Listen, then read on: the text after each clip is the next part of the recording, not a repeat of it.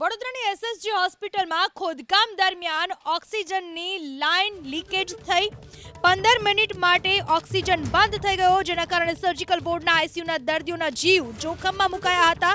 Staff અને પરિવારજનોએ દર્દીઓને હાથથી પંપ આપીને ઓક્સિજન આપ્યો હતો। જો કે 15 મિનિટ બાદ ઓક્સિજન ચાલુ થઈ જતા દર્દીઓ અને પરિવારજનોએ હાશકારો અનુભવ્યો। આઈસીયુના ડોક્ટર સહિત સ્ટાફે વાત દબાવવાનો પણ પ્રયાસ કર્યો હતો। હોસ્પિટલમાં ખોદકામની કામગીરી દરમિયાન ઓક્સિજન પાઇપમાં લીકેજ થઈ હતી। વડોદરાની એસએસજી હોસ્પિટલમાં ખોદકામની કામગીરી દરમિયાન ઓક્સિજન લાઇન લીકેજ થઈને કેટલાક લોકોને ઓક્સિજન નહોતો મળ્યો। આપ જોઈ શકો છો, આ તમામ લોકો ઓક્સિજન ઉપર હતા અને એકાએક જે લાઇન છે એ બ્લોક થઈ ગઈ, બંધ થઈ અને લાઇન બંધ થતાં જે લોકો છે અહીંયા અનેક દર્દીઓ છે, કેમ કે ઓક્સિજન જ બંધ થઈ ગયું હતું અને આ દર્દીઓ માટે ગંભીર સમસ્યાઓ ઊભી થાય તે પ્રકારની જે અહીંયા દ્રશ્યો થયા હતા। પરંતુ તે બાદ જે લોકો છે તેમને પમ્પિંગ કરીને ઓક્સિજન અપાયું। બેન, ઓક્સિજન કેટલા ટાઈમ માટે બંધ થયો હતો અહીંયા? હું અત્યારે જ ડ્યુટી પર આવી છું 4 વાગે, એટલે મને બહુ ખ્યાલ નથી। ના, પણ વાત તો તમને મળી જશે ને? ના, અમે ઓપરેશન થિયેટરમાં બિઝી હતા, એટલે ત્યાં તો ઓટીમાં તો અમને ખબર ના પડે ને। સારું, ના, આ ઓક્સિજન બંધ થયો મેડમ, ઓક્સિજન કેવી રીતે બંધ થયો? થોડી વાર બહાર આવી જાઉં હું। ઓક્સિજનની વ્યવસ્થા કરી તમે?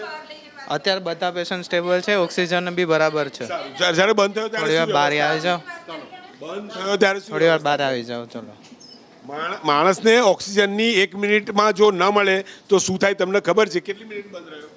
થોડી વાર બહાર આવી જાઓ। ઓક્સિજન કેટલી મિનિટ બંધ રહ્યો?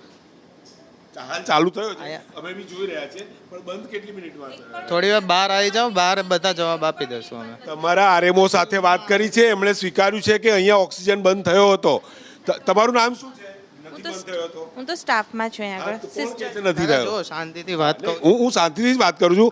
આરએમઓ એ કબૂલ્યું છે, હું પૂછું એનો જવાબ આપો। આરએમઓ કબૂલ્યું છે અહીંયા ઓક્સિજન લોકોને, દર્દીઓને, તમને પેશન્ટ દર્દીની તમને ચિંતા છે કે નહીં?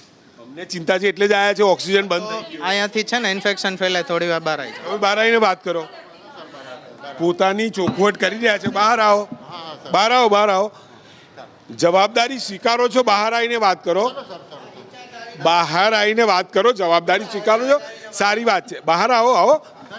જોઈ શકો છો આ એસએસજી હોસ્પિટલનું તંત્ર અને અહીંયા રોકવામાં આવી રહ્યા છે। અહીંયા જે રીતે એસએસજી હોસ્પિટલની બહાર ખોદકામની કામગીરી ચાલી રહી છે અને તેનાથી જે ઓક્સિજનની લાઇન છે તેમાં જે રીતે ત્યાં ઘા વાગ્યો, તૂટી અને તે બાદ અંદાજિત 10 થી 15 મિનિટ સુધી અહીંયાના દર્દીઓને ઓક્સિજન ન મળ્યો। જો કે પમ્પિંગ કરીને તેમને ઓક્સિજન આપવામાં આવ્યું, પરંતુ અત્યારે ઢાંક પીછોડો થઈ રહ્યો છે। ડૉક્ટરો પોતે પણ અહીંયા જે આઈસીયુની સ્થિતિ બતાવવા માટે આપણે પહોંચ્યા છે, રોકવામાં આવી રહ્યા છે। સવાલ એ છે કે માણસને ઓક્સિજન જો ન મળે તો શું થાય, તમામને એ જાણકારી છે અને આવા સંજોગોની અંદર જે ખોદકામની કામગીરી ચાલી રહી છે અને તેની અંદર ઓક્સિજનની જે લાઇન છે તૂટવી ઘણી ગંભીર બાબત છે અને એ દરમિયાન તાત્કાલિક ઓક્સિજનની વ્યવસ્થા હોસ્પિટલ સત્તાધીશો કરી શક્યા નથી। દર્દીના પરિજનો પણ પમ્પિંગથી તેમને જે ઓક્સિજન આપતા હતા, ત્યારે આ મામલે જરૂર તપાસ થવી જરૂરી છે।